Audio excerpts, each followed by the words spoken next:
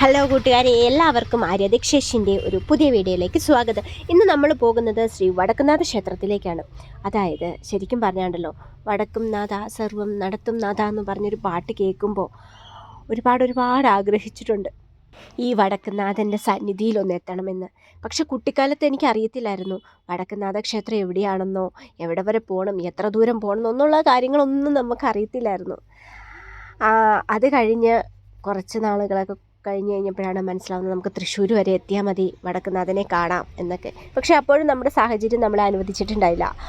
തൃശ്ശൂർ വരെ എത്തണം, ഇടുക്കി ജില്ലയിൽ നിന്ന് തൃശ്ശൂർ വരെ എത്തുക എന്നൊക്കെ പറഞ്ഞാൽ ഞങ്ങളെ സംബന്ധിച്ച് ഇത്തിരി ബുദ്ധിമുട്ടുള്ള കാര്യം തന്നെയായിരുന്നു. അതുകൊണ്ട് ആ യാത്ര അങ്ങനെ നീണ്ടുപോയി. പക്ഷേ ഇന്ന് എൻ്റെ കുടുംബസഹിതം, എൻ്റെ കുടുംബം എന്ന് പറയുമ്പം എൻ്റെ അമ്മയും അച്ഛനും ഹസ്ബൻഡും കുട്ടി മാത്രമല്ല, എൻ്റെ പത്മരാഗ എന്ന കുടുംബം, ആ കുടുംബത്തിലുണ്ടല്ലോ ഗുരുവുണ്ട്, വഴികാട്ടിയുണ്ട്, ചേച്ചിമാരുണ്ട്, അനിയത്തിമാരുണ്ട്, അമ്മമാരുണ്ട്, ഒരുപാട് സ്നേഹമുണ്ട്.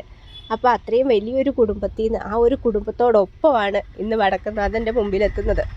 ഭഗവാനെ തൊഴുന്നതോടൊപ്പം തന്നെ ഭഗവാന്റെ തിരുമുമ്പിലെ തിരുവാതിര ചുവടുകളും കൂടി വെക്കാൻ സാധിക്കുന്ന ഒരു മഹാപുണ്യം, ഒരു ഭാഗ്യം.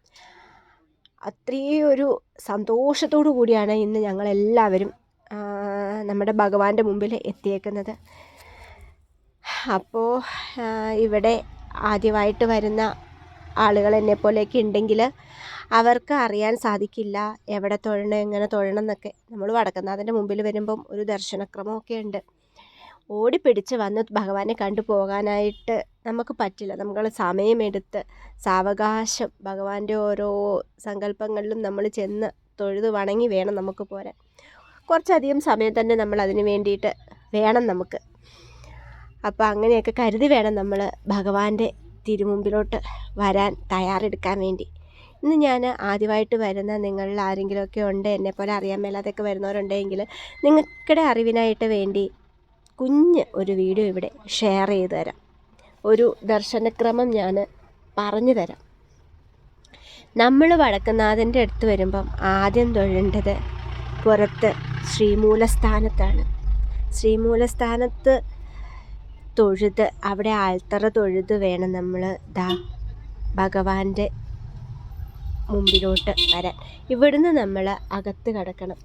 ഇവിടുന്ന് അകത്ത് കടന്ന് നമ്മൾ വിൽക്കുഴി തൊഴുത് അകത്ത് പോയി നമ്മൾ വിൽക്കുഴി തൊഴുത് ഗോശാല കൃഷ്ണനെ വണങ്ങണം. ഗോശാല കൃഷ്ണനെ വണങ്ങി വൃഷഭൻ എന്ന വാഹനത്തിലാണ് ഭഗവാൻ ഇവിടേക്ക് വന്നതെന്നാണ് ഐതിഹ്യം. അപ്പം നമ്മൾ വൃഷഭം വന്നപ്പം ഭഗവാൻ പറഞ്ഞിട്ടുണ്ട് അത്രേ, അവിടെ വിശ്രമിച്ചോളൂ എന്ന് പറഞ്ഞ്. അപ്പം വൃഷഭൻ അവിടെ ഉറക്കത്തിലാണ്. അവിടെ ചെന്ന് നമ്മൾ ഉറങ്ങുന്നയാളെ കൈ കൊട്ടി വിളിച്ച് തൊഴണമെന്നാണ് പറയുന്നത്. അതായത് വൃഷഭൻ്റെ അടുത്ത് ചെന്ന് നമ്മൾ കൈകൊട്ടി വിളിച്ച്, ഉറങ്ങുന്നയാളെ കൈകൊട്ടി വിളിച്ച് നമ്മൾ തൊഴണം. അവിടെ ഒരു വസ്ത്രം അല്ലെങ്കിൽ വസ്ത്രം വെച്ച് തൊഴണം എന്നൊക്കെയാണ് ഞാൻ കേട്ടേക്കുന്നത്. വസ്ത്രം ഇല്ലെങ്കിൽ ഇപ്പം ആൾക്കാർ നമ്മുടെ ഡ്രസ്സിൽ നിന്ന് നൂല് വെച്ചുമൊക്കെ തൊഴുന്നേ കണ്ടു കേട്ടോ. അതിനുശേഷം നമ്മൾ പരശുരാമ സങ്കല്പത്തിൽ പരശുരാമനെ തൊഴണം. ശേഷം സിംഹോദര പ്രതിഷ്ഠ തൊഴുത് ബലിക്കല്ലിൽ നിന്ന്, അവിടെ ഒരു ബലിക്കല്ലുണ്ട്, അവിടെ നിന്ന് നമ്മൾ കാശി വിശ്വനാഥനെ സങ്കല്പിച്ച് തൊഴുത് താഴികക്കുടവും ഭഗവാന്റെ താഴികക്കുടവും നമ്മൾ തൊഴണം. അങ്ങനെ വന്ന് തെക്കേതട വന്ന് നമ്മൾ കൊടുങ്ങല്ലൂരമ്മയെ ഓർത്ത് തൊഴുക. പിന്നെ ഊരോത്തമ്മ, വ്യാസശിലയിൽ നമുക്ക് അക്ഷരങ്ങൾ ഓം ഹരിശ്രീ ഗണപതേ നമ എന്ന അക്ഷരങ്ങളൊക്കെ എഴുതി തൊഴാം. പിന്നെ വന്നിട്ട് നമുക്ക് വേട്ടക്കാരനെ തൊഴണം, ശാസ്താവിനെ തൊഴണം. ശാസ്താവിൻ്റെ അവിടെ വഴിപാടുകളൊക്കെ നടത്താനുള്ള സൗകര്യങ്ങളുണ്ട്, അതൊക്കെ ചെയ്യാം നമുക്ക്. പിന്നീട് വന്നിട്ട് നമുക്ക് മൃതസഞ്ജീവനി തറ തൊഴണം.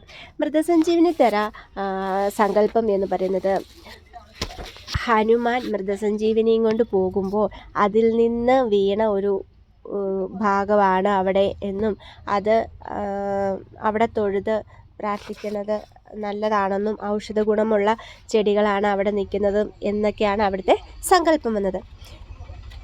അതിന് ശേഷം വന്ന് നമുക്ക് നേരെ അകത്ത് കിടക്കാം. അകത്ത് ഭഗവാനെ കാണാൻ നടക്കുമ്പോൾ അവിടെ നൃത്തനാഥനെ സങ്കല്പിച്ച് തൊഴുതുക. തൊഴണം.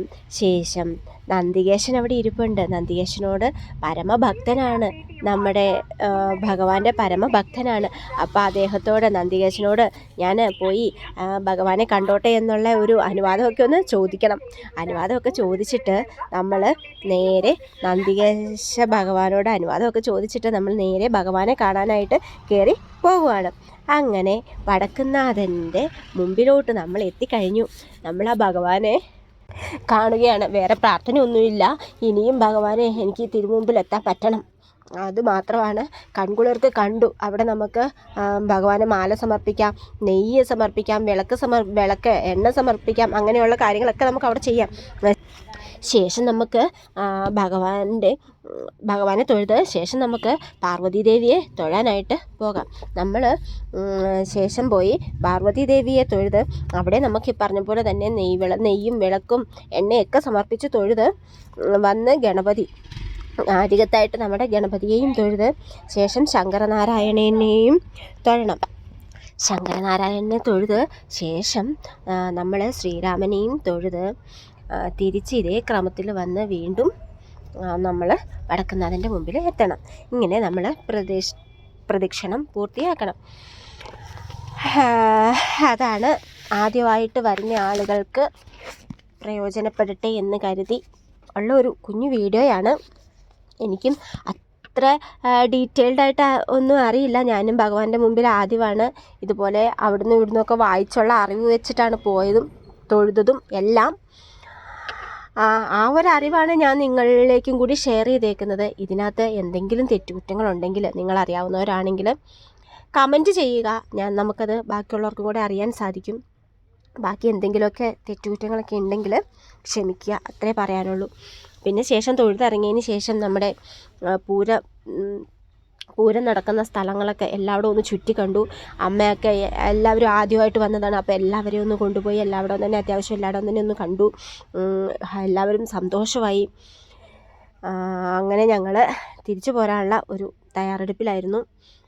എന്നാലും പിള്ളേർക്കൊക്കെ കൊച്ചു ദക്ഷുവിനൊക്കെ ആണെങ്കിലും ഒത്തിരി ഇഷ്ടപ്പെട്ടു. ഓടിക്കളിക്കാനും ഒക്കെ ഒരുപാട് സ്ഥലമുണ്ട്. അവൻ പറഞ്ഞു അവൻ ഒരുപാട് ഇഷ്ടപ്പെട്ടു, ഇനിയും വരണം, ഭഗവാന്റെ അടുത്ത് ഇനിയും വരണം എന്നുള്ള ആഗ്രഹങ്ങളൊക്കെ പറഞ്ഞാണ് ഞങ്ങൾ അവിടുന്ന് പോരുന്നത്. എന്തായാലും ഇനിയും ഭഗവാന്റെ മുമ്പിൽ എത്താൻ അനുഗ്രഹം ഉണ്ടാവും എന്നുള്ള പ്രതീക്ഷയോടുകൂടി ഈ വീഡിയോ ഇവിടെ വൈൻഡപ്പ് ചെയ്യുകയാണ് ഞങ്ങൾ. എല്ലാ കൂട്ടുകാരും ലൈക്ക് ചെയ്യണം, ഷെയർ ചെയ്യണം, പിന്നെ സബ്സ്ക്രൈബും കൂടെ ചെയ്ത് ഹെൽപ്പ് ചെയ്യണം കേട്ടോ.